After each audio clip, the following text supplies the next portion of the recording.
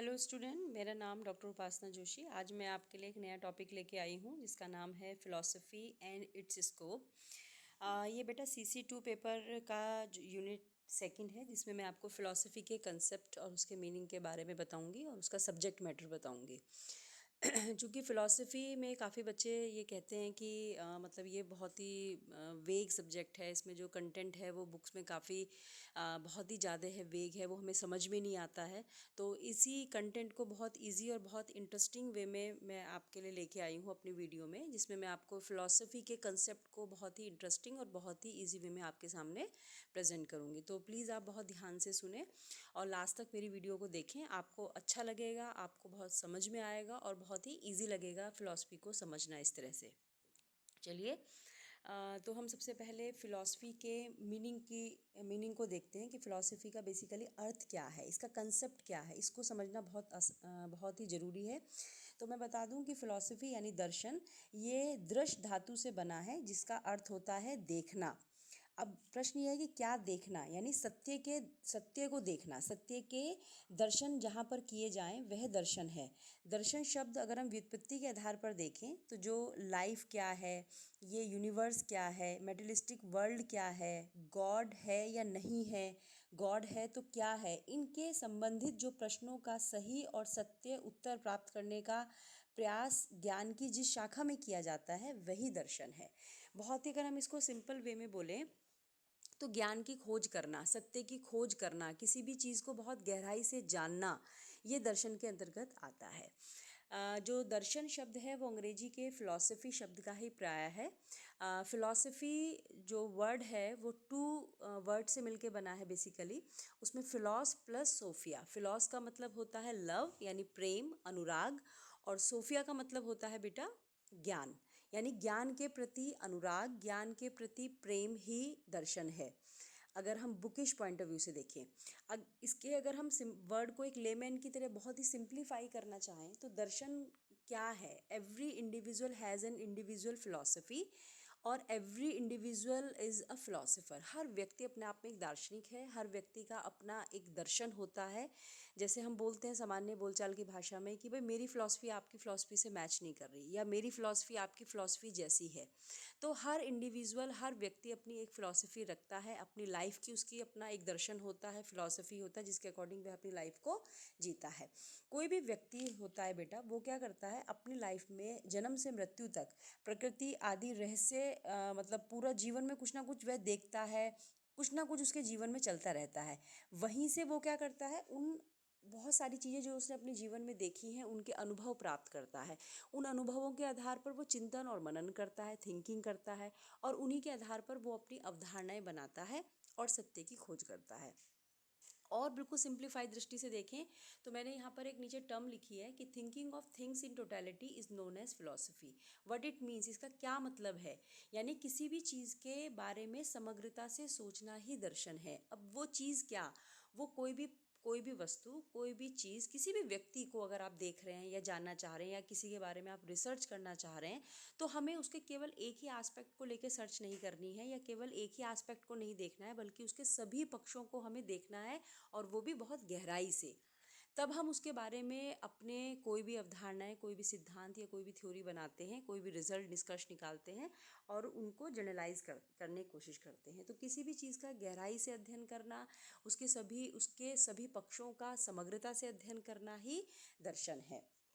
आपने पीएचडी में देखा होगा, हम लिखते हैं पीएचडी, हम किसी टॉपिक पर रिसर्च करते हैं तो उसमें हम क्या करते हैं, केवल ऐसे रिसर्च नहीं होती, हमने कोई पहले प्रॉब्लम वेरिएबल्स लेते हैं, उसके बारे में ऑब्जेक्टिव बनाते हैं, हाइपोथेसिस बनाते हैं, डेटा कलेक्ट करते हैं, एनालिसिस करते हैं, तब जाके हम रिजल्ट निकलता है। फिर हम अपनी फाइंडिंग्स बनाते हैं और उन फाइंडिंग्स को हम जनरलाइज करने की कोशिश करते हैं कि जो हमारा रिजल्ट आए क्या वह सत्य है या नहीं है।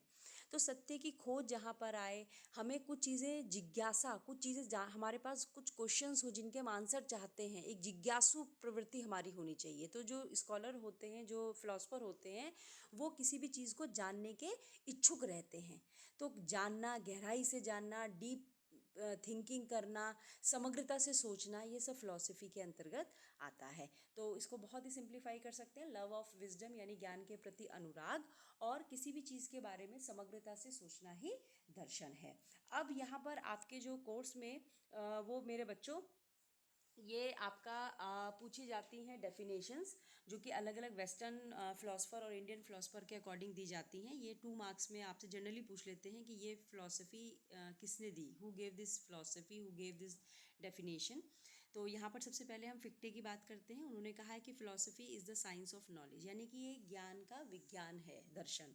ये आपको एज इट इज़ याद करनी होती है। फिर प्लेटो की फिलोसफी है, जो डेफिनेशन है कि philosophy aims at a knowledge of eternal nature of things, यानी कि पदार्थों के यथार्थ स्वरूप का ज्ञान प्राप्त करना ही दर्शन है। प्लेटो अपने आप में एक आदर्शवादी समर्थक हैं, आदर्शवादी विचारधारा के हैं, और इन्होंने कहा है कि जो वस्तु जगत में हमें मेटेरियलिस्टिक वर्ल्ड ये दिखाई देता है, ये सत्य नहीं है, क्योंकि ये चेंजेबल है। जो थिंकिंग बेस्ड नॉलेज है, जो आइडियाज़ होते हैं, विचारों का जो जगत है, वही सत्य है, क्योंकि विचार जो हैं वो अपरिवर्तनशील होते हैं। ये आपकी प्लेटो की एक पूरी फिलॉसफी जो आप आगे के चैप्टर में पढ़ेंगे, इसमें सिर्फ इनकी आपको एज ए डेफिनेशन लर्न करनी है। नाउ फिर एरिस्टोटल हुए हैं, अरस्तु, जिन्होंने कहा था कि sound mind in A sound body, उन्होंने एजुकेशन की परिभाषा दी थी। ऐसे ही उन्होंने फिलॉसफी के बारे में कहा है कि philosophy is the science which investigate the nature of being as it is in itself. Aristotle जो हैं वो प्लेटो के शिष्य रहे हैं, और इनकी विचारधारा बिल्कुल प्लेटो से विपरीत है।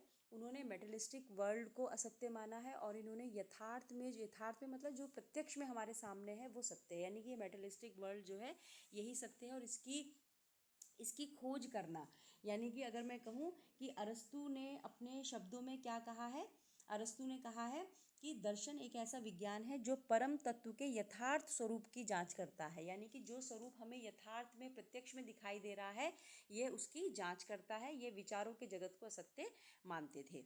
उसके बाद आते हैं आपके कॉम्टे।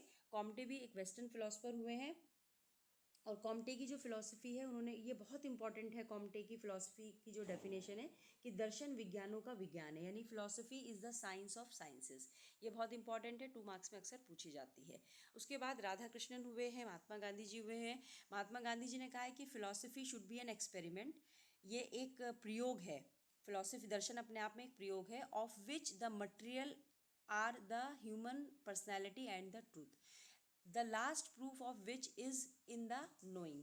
यानी कि इसमें गांधी जी ने कहा कि यह दर्शन को एक क्या मानते हैं, प्रयोग मानते हैं, जिसमें मानव व्यक्तित्व यानी मानव की पर्सनैलिटी एवं सत्य उसकी कंटेंट है, विषय वस्तु है, और उसको जानने के लिए हम प्रमाण एकत्रित करते हैं। ये फिलॉसफी है।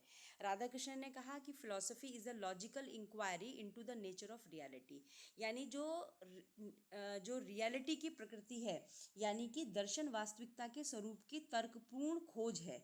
जो वास्तविकता का स्वरूप है, जो रियलिटी में हमें दिखाई दे रहा है, उसकी लॉजिकल जो इंक्वायरी है या तर्कपूर्ण जो उसकी खोज है, वो दर्शन है। यानी इन्होंने दर्शन को बेसिकली एक खोज या रिसर्च के रूप में माना है, वो भी जो रियलिटी जो हमें दिखाई दे रहा है वास्तव में। According to Kant, philosophy is the science and criticism of cognition, यानी कि कांट ने कहा है, कॉम्टे कांट, दर्शन बोध क्रिया का विज्ञान और उसकी आलोचना है। हर्बर्ट स्पेंसर, जो कि एक प्रकृतिवादी हैं, उन्होंने कहा है कि philosophy is the synthesis of science और ए यूनिवर्सल साइंस, यानी दर्शन विज्ञानों का समन्वय अथवा सार्वभौम विज्ञान है। बेसिकली इन्होंने साइंस फिलोसफी को, जो वेस्टर्न फिलोसफर हुए हैं, इन्होंने कहा है कि जो भी फिलॉसफी है, है वो उसको, वो वह सत्य है जो जिसके पीछे कोई ना कोई तर्क हो, तर्कपूर्णता को उन्होंने माना है, तर्कपूर्ण विवेचना की जा सके, उसके पीछे कोई ना कोई लॉजिक हो। इन्होंने ईश्वर, ब्रह्म, इसको सत्य नहीं माना। इन्होंने कहा है कि जो भी हमें मैटर या पदार्थ दिखता है, जो ये मेटेरियलिस्टिक वर्ल्ड है, ये जिस पदार्थ का बना हुआ है, वो उसकी एक लॉजिकल इंक्वायरी करे, वो उसका एक तर्कपूर्ण हमें उसके बारे में बताए, सत्य क्या है, वही दर्शन है। तो ये बहुत कुछ वेस्टर्न और जो हमारे इंडियन फिलोसफर हुए हैं, उनके द्वारा दी गई परिभाषाएं जो बहुत इंपॉर्टेंट हैं।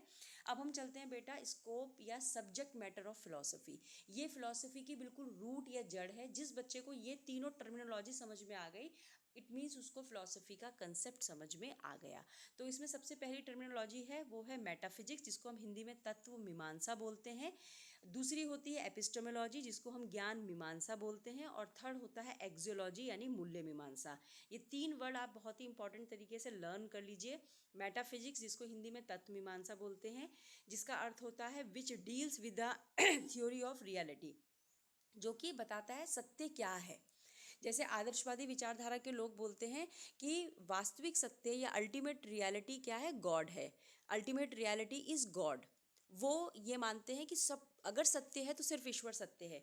उनके अकॉर्डिंग, आदर्शवादियों के अकॉर्डिंग, ज्ञान मीमांसा क्या है, which deals with the theory of knowledge, यानी कि ज्ञान, वास्तविक ज्ञान क्या है और ज्ञान प्राप्ति के साधन क्या है।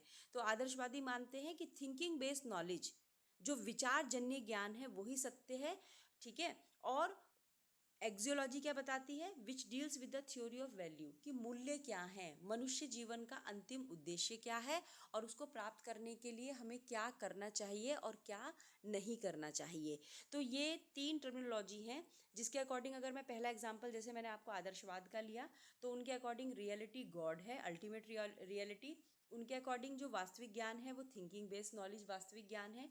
उनके अकॉर्डिंग जो वैल्यूज़ हैं, मनुष्य जीवन का अंतिम उद्देश्य क्या है आदर्शवादियों के अनुसार, सेल्फ रियलाइजेशन, यानी आत्म अनुभूति ही अंतिम मनुष्य जीवन का अंतिम उद्देश्य है, जिसको कि हम इटर्नल वैल्यूज़ यानी सत्यम शिवम सुंदरम की प्राप्त कर कर ही उस उद्देश्य को प्राप्त कर सकते हैं। अगर हम प्रकृतिवादी विचारधारा के अकॉर्डिंग देखें, तो मेटाफिजिक्स अपने आप में ये प्रश्न करता है कि सत्य क्या है। तो प्रकृतिवादी विचारधारा के लोग कहते हैं कि सत्य प्रकृति है, यानी नेचर इज ट्रू।